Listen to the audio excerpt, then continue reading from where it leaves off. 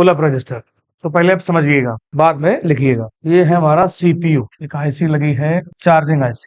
हमने आपको बताया था कि इसको कंट्रोल करने के लिए क्या चाहिए होता है, क्लॉक और डेटा। क्लॉक जाएगा और डेटा रीड राइट होता है।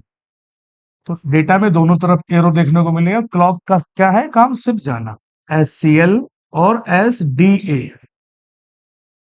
एक सिग्नल है और एक क्या है, डेटा है।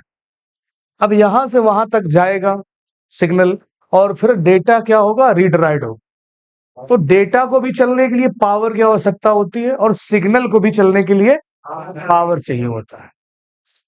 ये तो सीपीयू अपने अंदर से पावर दे, और अगर अंदर से व्यवस्था नहीं है पावर की, तो क्या है, अलग से पावर चाहिए। क्योंकि यहां से वहां तक रीड और राइट करने के लिए पावर चाहिए। जैसे मेरी आवाज पीछे तक जाने के लिए वहां पे क्या है, एम्पलीफायर, उसको पावर दिया जा रहा। ठीक है, तो डेटा को भी चलने के लिए पावर चाहिए और सिग्नल कुछ भी चलने के लिए पावर चाहिए। तो पावर आएगा कहां से, पावर आईसी से। पावर आईसी से आएगा। किस तरीके से काम होता है, चलो देखते हैं। ये, और यहां पे लगा दिया हमने एक रजिस्टर, ये इससे कनेक्टेड है। किस लाइन से, एक रजिस्टर, मतलब यहां से जो वोल्टेज जाएगा वो एलडीओ वोल्टेज होगा। कौन सा होगा, एलडीओ वोल्टेज होगा, पावर ऐसी। और 1.8 की लाइन, कितनी लाइन होगी, 1 इस, और यहाँ पे एक रजिस्टर लगाया जाएगा और रजिस्टर को इस लाइन से, क्लॉक लाइन से कनेक्ट किया जाएगा।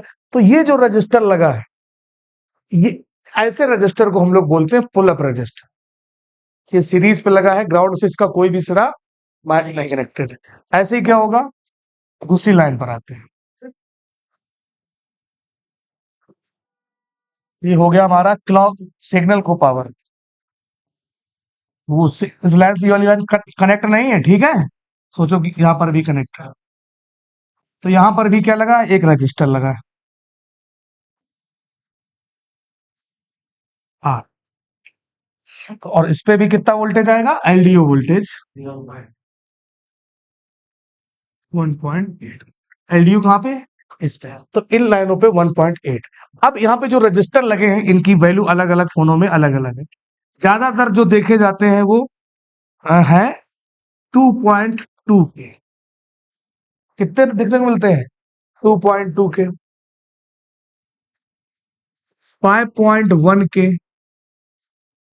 10 के, 1 के, और 4.7 के, और कई जगह पे जीरो वैल्यू के भी देखने को मिलते हैं। तो ऐसे रजिस्टर को बोलते हैं पुल अप रजिस्टर। ये जो यहाँ पर मैंने वैल्यू लिख के दी है, मतलब कहने का मतलब ये है कि यही वैल्यू के ज्यादातर अभी तक हम लोगों ने ज्यादातर देखे हैं, ट्रेस किए हैं सर्किट है 4G 5G में, तो हमें यही वैल्यू के रजिस्टर मिल जाते हैं।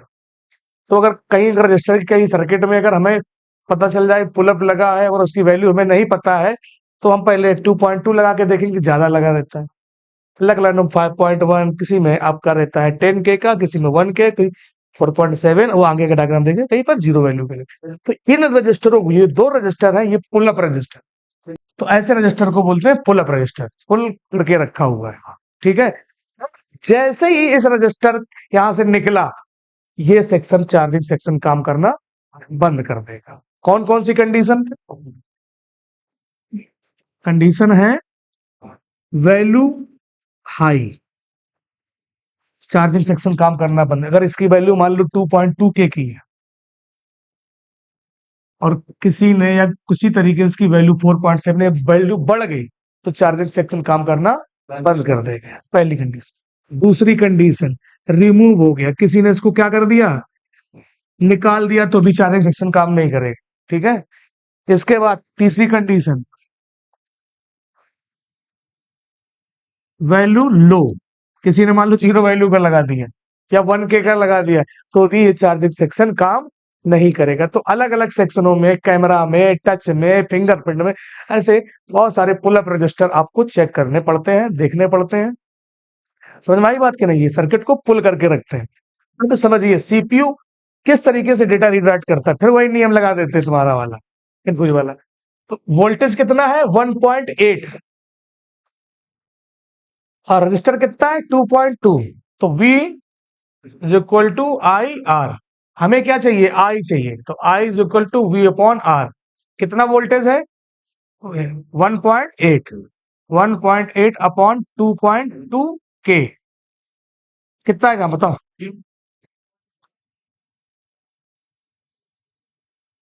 कितना आएगा? 881 0.8 एम्पियर की स्पीड से क्या है, जब तक इस पे एम्पियर रहेगा तब तक सीपीयू समझता रहता है सब कुछ सही है। जैसे ही इसकी वैल्यू कम ज्यादा हुई, किसकी? इसकी। इसकी वैल्यू कब कम ज्यादा होगी बताओ भाई? कब कम ज्यादा होगी? जब रजिस्टर का मान कम ज्यादा होगा या निकल जाएगा तो तुरंत समझ जाएगा चार्जिंग सेक्शन में कुछ पंगा है, बंद कराओ चार्जिंग को, तुरंत बंद हो जाएगी। तो ऐसे रजिस्टर को बोलते हैं पुल अप रजिस्टर। बना डालिए इसको।